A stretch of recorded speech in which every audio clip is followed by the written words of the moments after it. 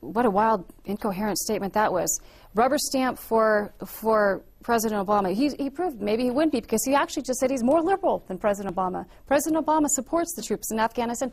During his campaign for presidency, he talked about moving the mission from Iraq to Afghanistan. So my opponent is actually saying he's farther to the left than Obama. I think that's actually pretty hard to do, but congratulations, Mr. Mayor, you've just done it.